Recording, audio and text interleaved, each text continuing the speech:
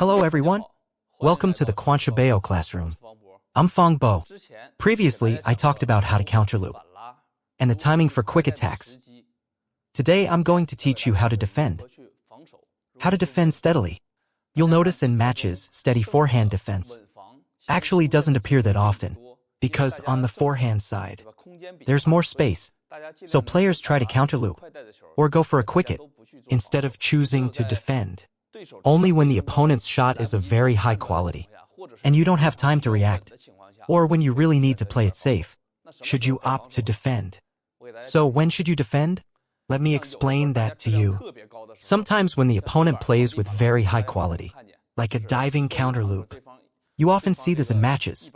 A long push is returned, and the opponent goes all out on the next shot, diving for a counterloop, and gives up on the next shot. In this scenario, you shouldn't try to quick hit or counterloop, because the risk is too high. Let me give you a demonstration.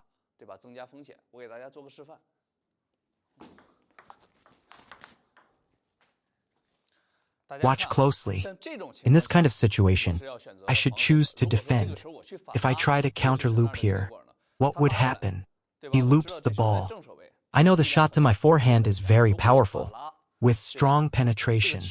If I try to counterloop, the speed of his shot already exceeds the speed of my swing. So I have no way to counterloop this shot. Even a quick hit is risky, because the ball is coming fast. I need a bit of a swing and a complete motion, so there's a risk of making an error. That's why I choose a steady defense.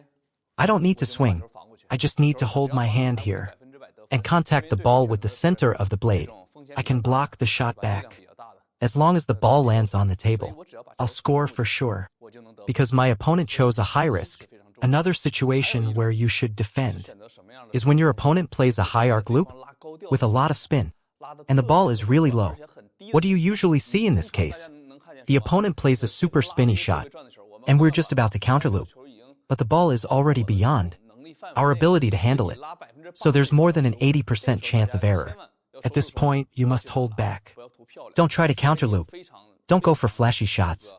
Unless you have extremely high confidence, then you can go for the counterloop. If you believe your success rate is 60 to 70% or more, then it's fine to counterloop.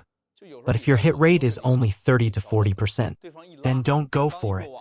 It's better to just block. Sometimes in a match, we adjust on the spot, as soon as the opponent loops just over the net. You judge that if you counterloop, you'll definitely make an error. Let me show you an example. Watch closely, everyone. This ball is extremely low. If I try to counterloop, even blocking it could go wrong. If I try to counterloop, it's even less likely to land on the table. Let's do it again. Watch again, everyone. This is also a form of defense. See, my choice here is very good. The first shot he looped was already very low. The second one was even lower. Wouldn't counterlooping carry a risk? Even for me, it's risky to counterloop. If you try to counterloop, the risk is probably even higher. If you're up against this kind of opponent, who can produce this kind of heavy spin and arc with their shots, shouldn't you also consider steady blocking, right? If the block lands, it's a 50 to 50 chance. Let me show you an incorrect example. Look, if he counterloops with all his power. It's extremely powerful, very fast, very quick execution. What would happen if I try to counterloop?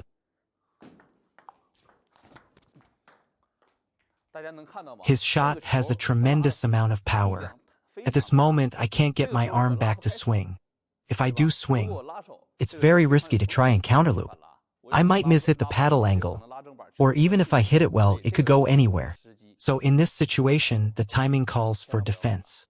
Absolutely don't counterloop. There's another case against topspin shots. When the opponent is attacking, and the ball is fast, normally we defend against strong attacks. When the opponent's shot quality is high, that's when we defend. If their shot quality is low, we can just counterloop easily however we like. Topspin attacks can also be very fast, especially when you're shifting your weight between forehand and backhand to defend. If the opponent's shot is high quality though, you have to defend on both sides. So what should we do then? Let me give you a demonstration.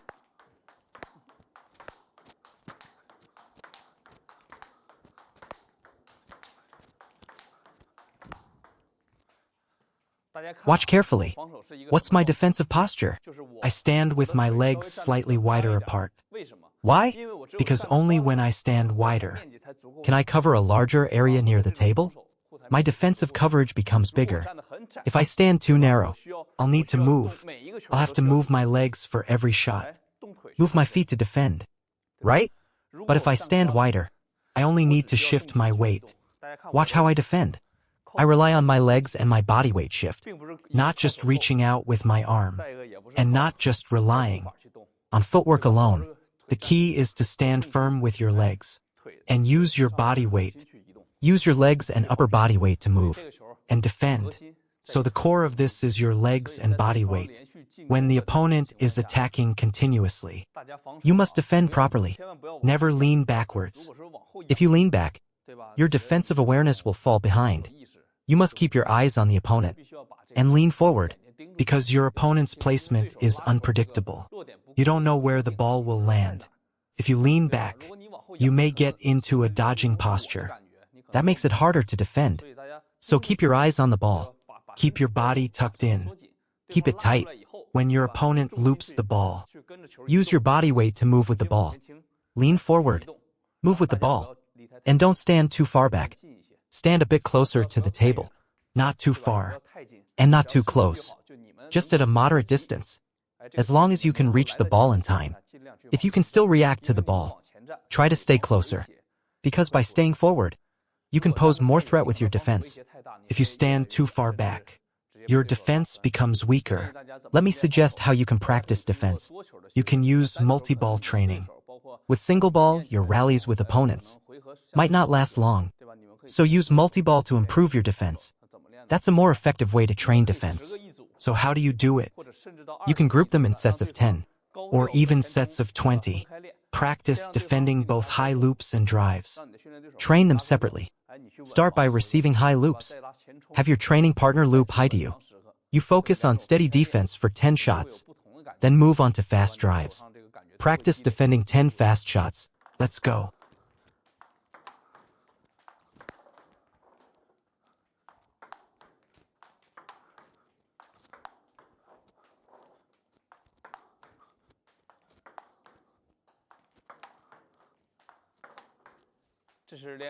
This is how you practice high loops. Train like this. Then move on to drives.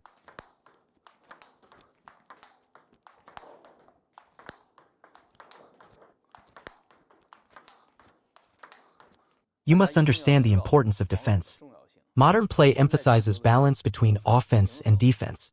Take me, for example. Personally, my offense is slightly stronger. That's why I didn't reach the very top. The world-class level, right? What held me back? It was my defense. So that's why I emphasize to you. Defense is extremely important. Look at top-level athletes. Their defense, their offense and defense are very balanced. If you train the way I suggest, you might even defend better than I did.